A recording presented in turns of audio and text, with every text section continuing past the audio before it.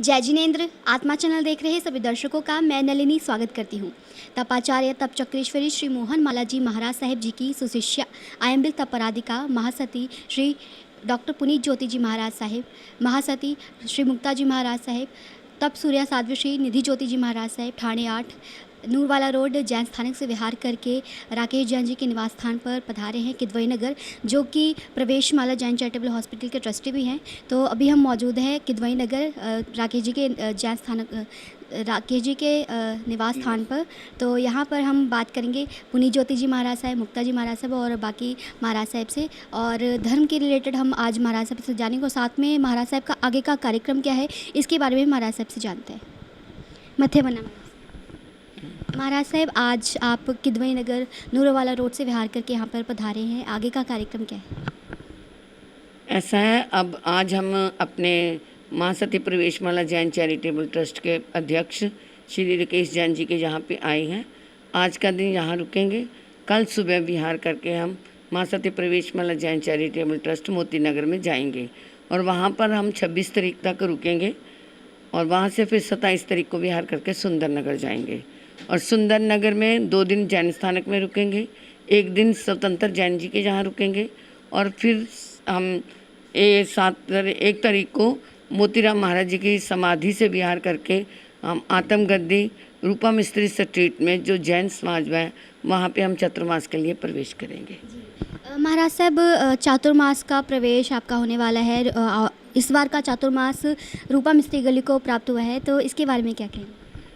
रूपा मिस्त्री वालों का बहुत हार्दिक आग्रह था कि महाराज साहब आत्मगद्दी में अपने लुधियाना में आकर के कोई चातुर्मास नहीं किया, तो उनकी पूज्य बेनती को रखते हुए हमने भी सोचा हमारे पूर्वज हमारे प्रथम आचार्य श्रमण संघ के उनकी वहाँ पर एक पुण्य भूमि है जहाँ पे उन्होंने अपने अंतिम सांस पूरे किए, तो उस पुण्य स्थली में हमारा भी मंचमासा करने को था, इसलिए हमने वहाँ के चातुर्मास की स्वीकृति दी। यहाँ पर मुक्ता जी महाराज साहब भी मौजूद है। मथेवना महाराज साहब, जो धर्म है जैन धर्म, ये बहुत ही इस पे जो जैन धर्म पे लोग बहुत ज़्यादा अडिग हैं और जैन धर्म का पालन भी कर रहे हैं लोग, लेकिन जो जैन नहीं है वो न जैन ना होकर भी जैन धर्म का पालन कर रहे हैं और कुछ जैन होकर भी जैन धर्म का पालन नहीं करते, तो इस पर क्या कहेंगे आप? देखिए, ये चीज़ तो हमेशा से होती रही है। मतलब जो महावीर का धर्म है वो अनेकांतवाद है। ये भी हो सकता है, ये नहीं भी हो सकता है। तो जो जैनिज़्म को समझ जाते हैं, जिनको पता चल जाता है कि जैनिज़्म क्या है, इसके तप को, त्याग को, महावीर के सिद्धांतों को, ये बहुत सहज और सरल है। लोगों को लगता है कि ये बहुत कठिन है, लेकिन हर एक महापुरुष ने ना स्वयं को जानने की साधना दी है कि अपने आप को जानो। तो भगवान महावीर ने भी यही कहा है कि खुद को जानो। जब हम खुद को जानने लग जाते हैं तो वो मतलब धर्म चाहे कोई भी है, लेकिन सबका मेन मकसद वही है कि स्वयं को जानो। तो जो जानने लग जाते हैं उस चीज़ में रस आने लग जाता है।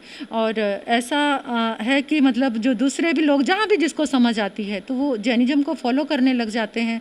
ये बहुत सरल, सहज, तप और त्याग से भरा हुआ और एक आत्मा का धर्म है। मतलब एक हमें आत्मा को जानना है और सत्य केवल वही है कि केवल आत्मा को जानना।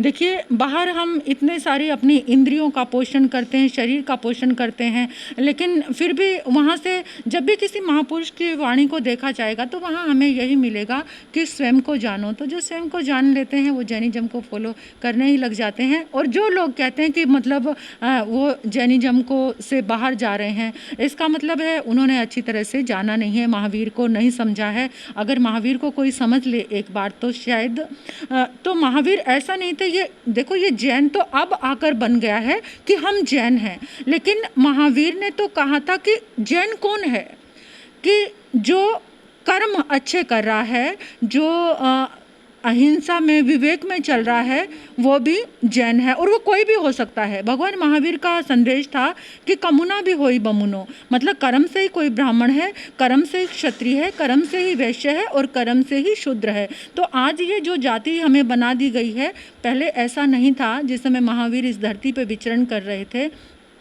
जो आत्मा को जानने वाला है वो सब जैन ही थे।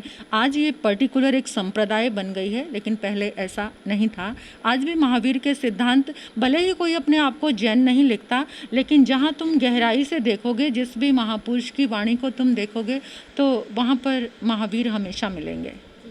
महाराज साहब, चातुर्मास आने वाला है। चातुर्मास का मेन अर्थ होता है कि 4 महीने महाराज साहब एक स्थान पर विराजमान रहकर वहाँ पर तपस्या करते हैं। तो इसका क्या कारण है कि चातुर्मास 4 महीने का क्यों होता है? देखिए, चातुर्मास ये कुछ ऐसा था कि मतलब जैसे चातुर्मास में कुछ बारिश होती है और कुछ चीज़ें ऐसी हो जाती हैं कि जो बाहर के सांसारिक कार्यों से भी लोग एकदम अलग हो जाते हैं। तो इसलिए 4 महीने में लोग धर्म की आराधना करते थे, धर्म की साधना करते थे कि 4 महीने में एक जगह बैठकर थोड़ा स्वयं को जानने का अवसर मिले और दूसरों को भी ये प्रेरणा दें कि खुद को जानो और खुद को समझो, थोड़ा समय खुद को भी दो। तो इसलिए कुछ चीज़ों, और बाहरी दृष्टि से देखा जाए तो जैनिज्म में एक चीज़ आती है कि जैसे बारिश होती है तो जीव उत्पन्न होते हैं। तो जो जैन साधु होते हैं वो हमेशा सोचते हैं कि किसी भी जीव की विराधना ना हो, सब जीव एकदम सुरक्षित रहें। तो जितना हम बारिश में बाहर निकलेंगे, जीवों की उत्पत्ति होगी, हमारे से विराधना होगी।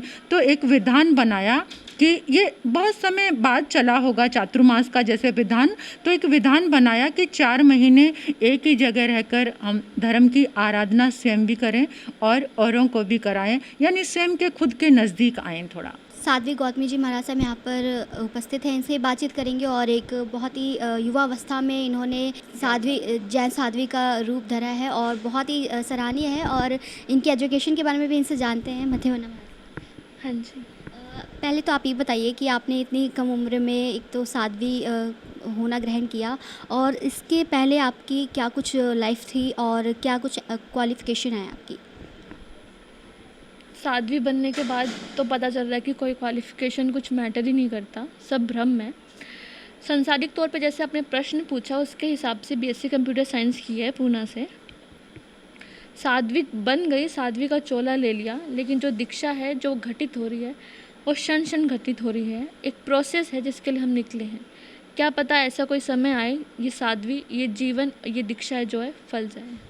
आज के टाइम में हम देखते हैं जहाँ युवा अपने धर्म के मार्ग से भटकते जा रहे हैं, वहीं आपने इतनी कम उम्र में साध्वी का रूप धरा है। तो आपको कैसा महसूस हो रहा है और बाकी युवाओं को आप क्या संदेश देना चाहेंगे?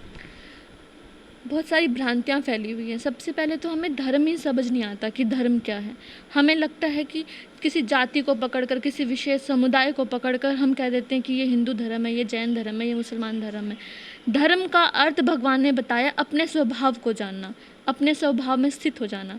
जो अपने स्वभाव में स्थित हो गया वही धर्म है। जिसने अपने वस्तु को जान लिया, अपने व्यवहार को जान लिया, वो धर्म है।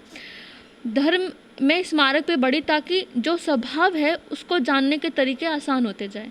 संसार में, संन्यास में हम कहीं भी रहकर ये कर सकते हैं, लेकिन संन्यास ये मार्ग हमें वो रास्ता सुगम बना देता है। हम दूर रहकर अपने मोह को, अपने कर्मों को अच्छे से देख पाते हैं। जो लोग जैन धर्म को अच्छे से नहीं जानते हैं और वो अगर ऐसे साधु साध्वियों को देखते हैं तो उन्हें ऐसा प्रतीत होता है कि जैन साधु साध्वियों का जीवन बहुत ही कठिन होता होगा। तो आपको ये जीवन कठिन नहीं लगता? नहीं, मेरे को कठिन नहीं लगता, क्योंकि हम कर्ता के भाव को ख़त्म करने के मार्ग पे हैं कि हमारा कर्ता ही ख़त्म हो जाए। जब कर्ता ही ख़त्म हो जाता है तो चाहे आप हिमालय पे चढ़ जाओ या जहाँ भी चढ़ जाओ, कुछ कठिन नहीं लगता। या और अपने रस की बात है, हमें जो अच्छा लगता है, अगर हमें यहाँ रहना अच्छा लग रहा है तो हमें अच्छा लगेगा। चाहे कोई भी मुसीबत आए, वो आपके लिए मुसीबत हो सकती है, हमारे लिए वो सहज हो सकता है। जैसे कि रोज़ पैदल चलना हमारे लिए नॉर्मल हो जाता है, सामने वाले को लगता है हाँ ये कितने मुश्किल से चल रहे होंगे। लेकिन जब वही बात आपको डॉक्टर कहता है कि आपको वेट लूज़ करना है, आपको बीमारियाँ बढ़ रही हैं, तो हम मजबूरन करते हैं, और ये काम हमारी सहज प्रक्रिया में जीव रक्षा के लिए हो जाती है। महाराज साहब, आज का जो युवा है वो धर्म से कहीं ना कहीं विचलित होता जा रहा है, ऐसा क्यों हो रहा है? हाँ, ये बहुत सुंदर और आज के इस युग में बहुत एक अहम क्वेश्चन है कि आज का युवा धर्म से दूर क्यों हो रहा है, धर्म से दूर है।